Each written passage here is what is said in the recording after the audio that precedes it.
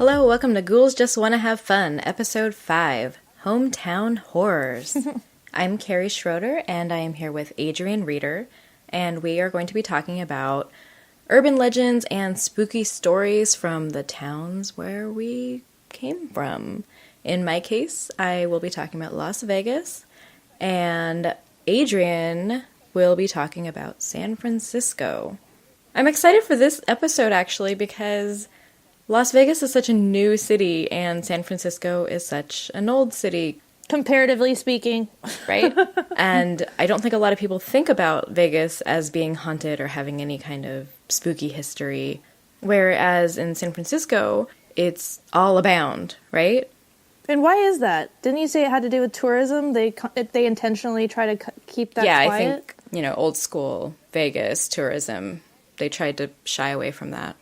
But I think, Adrienne, you, like me, grew up wanting to go ghost hunting and being fascinated by these spooky stories. And so I really fell into these particular interests at a young age. And I remember as a teenager, we would share all these stories about different ghost stories around Vegas, like Fox Ridge Park was haunted, the high school I went to was haunted, and there's so many ghost towns around town, especially in the surrounding caves around the city.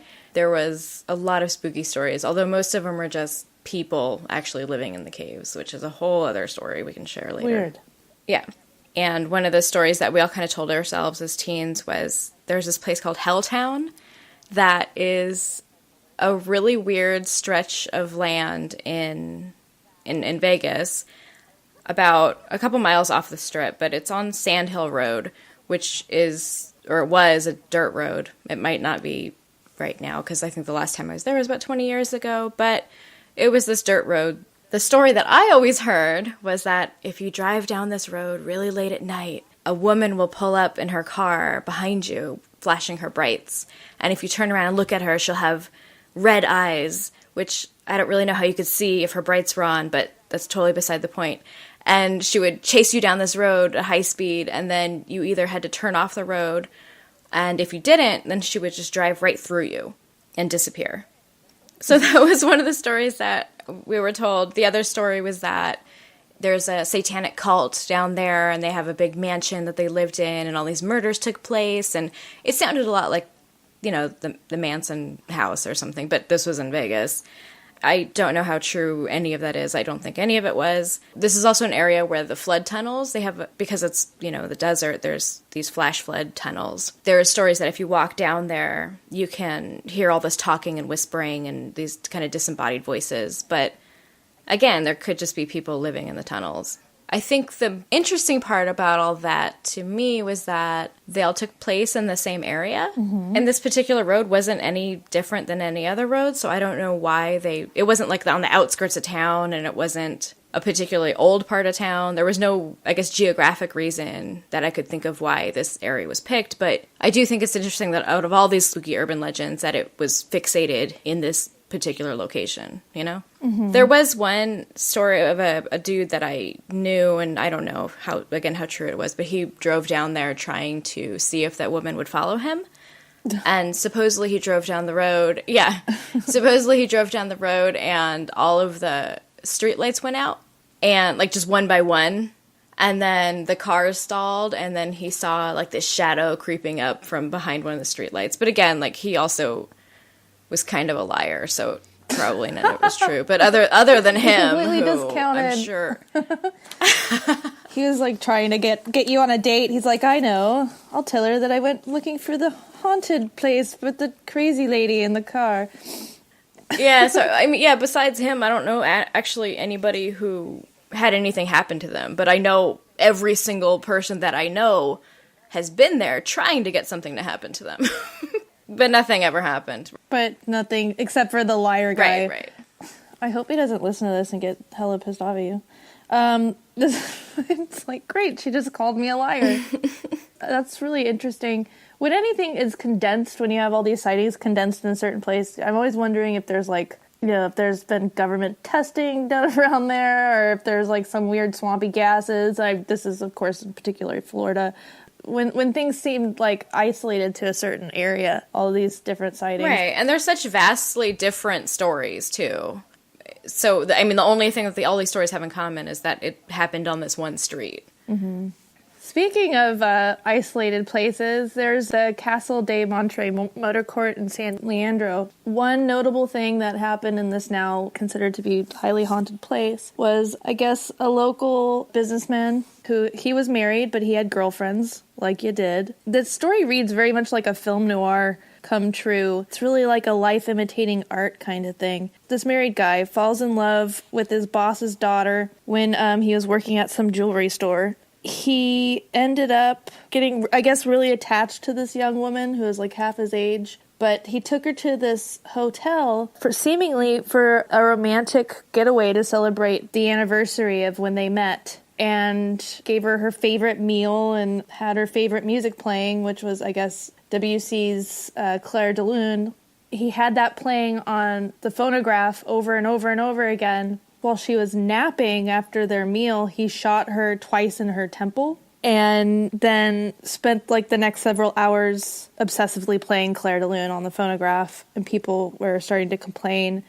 I guess he left and drove to Oakland and turned himself in. But what was really strange about it, he seemed to believe that he was going to be with her after she was dead and that she was going to stick around that place. He had put a bunch of bright colored ribbon in her hair, and he put a framed photograph of himself across the bed from her so that her dead eyes were staring at it, like turned her head to be looking at him. And then he wrote a love letter to her. It was like, Dorina, my darling, humble words could never express how much I love and how much I adore you. You're less. And so near his photo was a vase full of red carnations. They ended up giving him like a headline grabbing nickname of the Red Carnation Killer.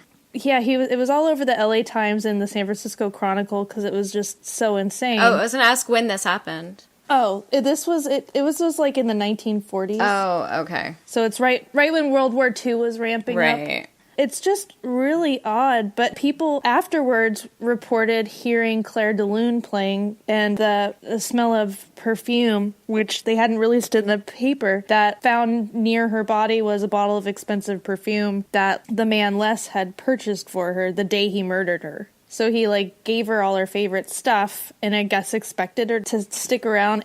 And the name of the perfume was called I Will Return. All this, like, ominous stuff. That's weird. Yeah, it was so interesting how many sightings were reported after that. That kind of shit pisses me off. I don't understand it. Do you ever listen to, like, those old radio dramas? Like, somebody wants to leave their spouse, and so they have to murder them because that's apparently more socially acceptable than just getting a fucking divorce. Mm-hmm. When they asked him why he did it, he said that he knew that once they were found out and how vindictive his wife is, that it would ruin her socially. And that was his reasoning. But I guess he really thought that she was going to come back. What a fucking asshole. Well, the haunted hotel thing is really big. Every city has a haunted hotel, right? I have a friend who worked at Bally's for a little bit in Vegas. She actually had just moved to the country. She started working at Bally's, and we were talking about ghost stories, of course, and she started talking about, like, oh man, when I first moved here and she was working at Bally's, all this spooky shit would happen, and she kept hearing all these little scary stories of weird stuff that would happen. Nobody would take the staircase because they said they would see shadow people running up and down the stairs. Weird. What she didn't know, though, Bally's used to be the MGM. The MGM burned down in 1980. Where the MGM is now on the Strip, it didn't used to be there. It used to be further up where Bally's is now. And in 1980, it was a huge, horrible fire, and 87 people died, and 700 people were injured. The people, yeah, it was real fucked up. The people on the upper stories couldn't get out because the stairway had caught on fire. The fire trucks, the ladders, weren't long enough to even reach the people. What's fucking bizarre about it is there's all these stories that these shadows and all this stuff, and had no idea that that's where the MGM was, because people don't realize that it just jumped ship and moved half a mile down the street instead. Interesting. Yeah. My personal experience happened, and I'm not sure how much this was me being half asleep and just knowing that I was in an unsafe area or what. Mm-hmm. And I had forgotten about it until we were having that discussion a while ago. I was living on top of a bar called the High Tide in the Tenderloin, or what we now call the Tender Knob. That's the worst name for a city location ever. It is pretty bad. Well, now it's called the Trendy Loin. Still, there are SROs everywhere. It's just not a place you want to really hang out. And But I had my own apartment there, and now it's like twice as much as it was back then, and all they did was give the building a paint job.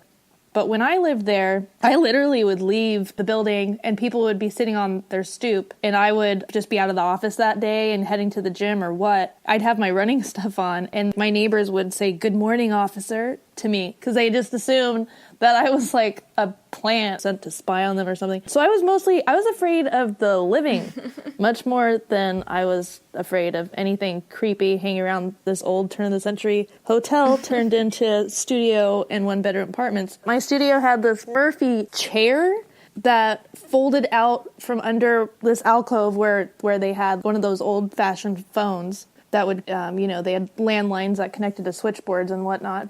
It was like 3:30 in the morning or something bizarre. And I mean, I'd have people being chased by cops along our fire escape or whatever, and like be able to ignore that. But I could see an image of a square-shouldered man leaning over me. Oh, God. And they just said, "Excuse me, can I use your phone?" Like in a whispery voice. I shot up out of bed, and I remember thinking that there was somebody there that I had to, like, not let grab me or try to run around them. But I was just turning the lights on, which takes me probably 10 seconds, because I have, like, my living room, the kitchen, and that's it. My apartment was 600 square feet, which is huge, by the way, for a studio in San Francisco. But there was nobody there. And I called my boyfriend at the time, who came over. Of course, I call all weird. "Hey, how's it going? What are you doing?" "I'm sleeping. It's 3:30 in the morning." It's like, well, it felt like someone was in here. So he comes over. He's really nice. It was embarrassing because I did admit to being like all freaked out and scared. But I remember feeling there was something super off. Really wrong. So I'm rambling. There was that story I was telling you about, the guy with the sarcophagus. I don't know what's with the San Fernando Valley or with all the weird shit ranchers did out there. This guy had this Los Angeles firm create a special coffin for him in July of 1925. He paid about $1,200 for it, which was like extremely excessive back then. He had it made out of steel with a built-in radio that would never go off because he wanted to keep up with the news until Judgment Day. Wow. I just thought that was so interesting because it goes against any logic. So I guess according to Revelations that you're supposed to rise up from the grave and Jesus calls you up to heaven. And I guess he just wanted to know how the Dodgers were doing before he had to go, or like he really just wanted to keep up to date with current events. Right. How the stock market was doing like before the rapture. Right. It's just, I thought that was really bizarre. So it was radio? Yeah, he had it built. I wonder what radio station it's tuned to. See? Like, certainly that radio station can't still be around. What if they changed it to, like, a top 40 station, and that's what he's been listening to for the past 60 years? Well, I mean, I think he knew he wasn't going to hear it until the rapture happened and he was risen from the dead. I thought, oh, wait, maybe I misunderstood. I thought you meant he was, like, listening to the radio continuously. Yeah, no, it has it playing so that whenever I don't know what was going through this guy's mind. Why don't you know the inner workings of this guy's radio? I'd have to do more research. That's as far as I got, was, wow, that's weird as shit. He has a built-in radio that never stops playing. Oh my god, I have so many questions. How does he have power down there? How does the radio work? What station is he listening to? I don't know, but it's been the same station since July 1925, so it's probably just static. That's terrifying for some reason. I don't know why that bothers me. There's lots of really weird stuff going on out here. I also have a story about a sarcophagus in Vegas, the Luxor Hotel. I guess there was a lot of stories about the Luxor because when they were bringing in all this Egyptian relics, there was all these rumors that they were real Egyptian antiquities and these real sarcophagi. And is it sarcophagi if there's lots of them? Yeah, I think sarcophagi is plural. Okay, so they brought in some sarcophagi. I don't know. I've never had to pluralize that word.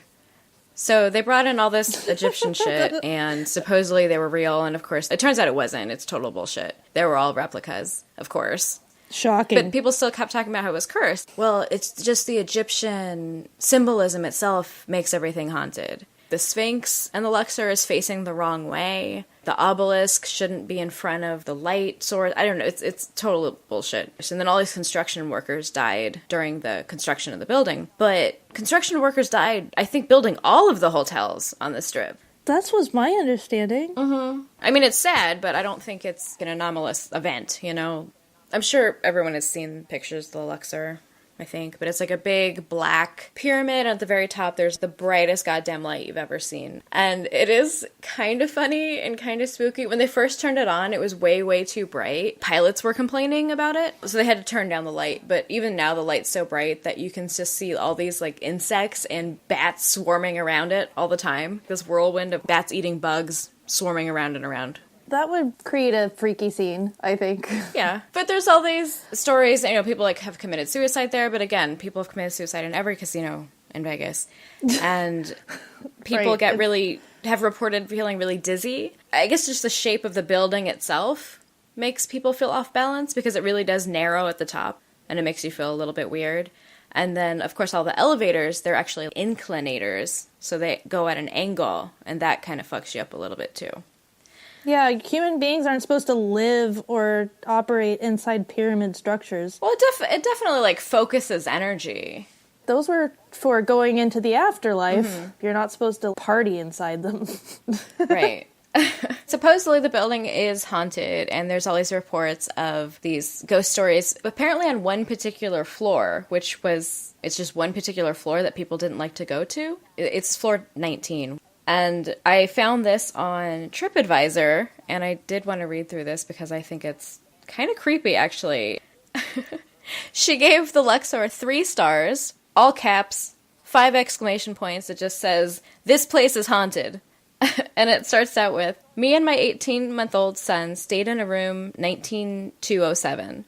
Let me start off by saying my son is a great baby and is very loving and never gives me a hard time. We arrived on Monday in our suite. It was amazing. We loved it. As soon as I unpacked, my son started to act unlike himself. He was biting me, hitting me, pulling my hair, trying to scratch my eyes out. Oh my god. He started to hit himself, pull his own my hair, God. and pulling his eyelashes out. Then he was pulling his ears and biting himself and destroying the room." Oh, this is a typo. "Destroyed the room," meaning threw everything on the floor. My mother stayed in another suite, and my son was violent to her also. I dismissed it due to the fact that I thought he was sleepy, because he was awake the whole 4-hour drive there." How fucked up if your kid acted like that just because he's sleepy? Like, tries to scratch his eyes out. Anyway, sorry. It sounds like a toxic incident. All right, so then it continues. "So bedtime comes around, and I pull the covers to put my son into bed. That was about 8:30 p.m. As I uncovered the covers, there's a fresh blood stain on the sheets. I was horrified. I called the front desk at 8:40 p.m. The maid didn't get there until after 10. When she came to my room, she said she was so sorry that she couldn't come faster because she was hoping someone else was going to come here because she didn't like this room. I didn't pay no mind to what her comment was. I thanked her and she went on her way. I went to sleep around 12 a.m. I had a dream that a blonde woman was trying to take over my body. What? I woke up due to the fact that it felt real. I felt like I couldn't breathe. About 2 a.m. I was saying a prayer, and then I felt someone on my bed. It was horrible. My heart started to raise, so I prayed more. I just thought my mind was playing tricks on me. Tuesday morning, my son woke up with the same violent way he was acting on Monday. He wouldn't eat nothing for the time we were in the room. So we went sightseeing and so forth. About 7 p.m. that night, my son and me went to my mother's room on the 22nd floor and came back around 8 p.m. I got my son ready for bed. He was on the bed waiting for me when I was going to use the restroom.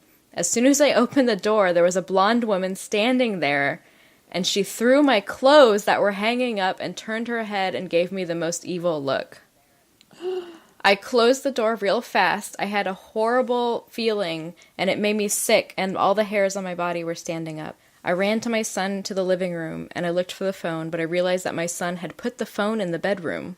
I went in there to get the phone, and although she never showed herself to me again, I could feel that I couldn't breathe, and my heart was racing, and I can't explain how I felt, but I was terrified that the feeling that the spirit gave me. I called the front desk and they got me out of that room and upgraded me to an apartment suite. As soon as my son stayed there for 2 more days, he was himself again, loving, kind, he ate so much, and was just my well-behaved son. This is the part, I think this is why she gave it 3 stars instead of just 1, because obviously this is a 1-star review, right? Oh my gosh, she gave it 3 stars? What kind of shit is she used to happening at hotels? She continues, she says, I really liked how the Luxor got me out of that room within 10 minutes, and they even packed up my stuff for me because I refused to go back to the room. What the fuck? 3 stars. Well, that was very generous. She's a very forgiving person. Right? I feel like sometimes you read Yelp reviews and it's like they forget like a garnish or something on a plate and then they give them 1 star. Like it's... This chick had a fucking ghost throw her clothes at her and possess her son, and it's still a 3-star review. The spirit possessed my son. Right.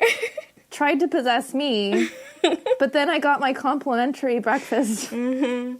How fucked up is that where they'd give you another room and they'd pack your stuff up for you because you're too afraid to go back inside? Right? What is this, the Overlook? That's just weird. Well, I think with Vegas, because their money all relies on tourism, you know, if somebody wants a different room, they're going to give them a different room. You know, it doesn't matter the reason. And because it relies so much on gambling, and a lot of gamblers are superstitious, if they don't like the room and it doesn't even make any sense why they don't want the room, they're going to give them another room because they don't want them to feel unlucky. Right. But the 3-star review, their steak was absolutely amazing. I see why the restaurant has a Michelin star. By the way, this hotel is haunted as fuck, and it tried to kill me and my son. But they were really nice about it. But right. The staff were really understanding when I told them. They cleaned the blood off of my sheets. Wait, what? Like, fuck you. That's really good. I have a good one. This is my best San Francisco / San Jose ghost stories because it involves strip clubs, old strip clubs. The Condor has been rumored to be haunted for a long time. It's on Broadway in Columbus. It's right next to the Hungry Eye. The Condor was the first strip club and topless dancing place in San Francisco, and some argue the first in the States, starring Carol Doda. But talent has gone downhill a bit since Carol Doda was there. There's an upstairs dressing room, and everything is like, it's all old. It's not even shabby chic anymore. It's like inside is just shabby. All the gold gilding is chipped.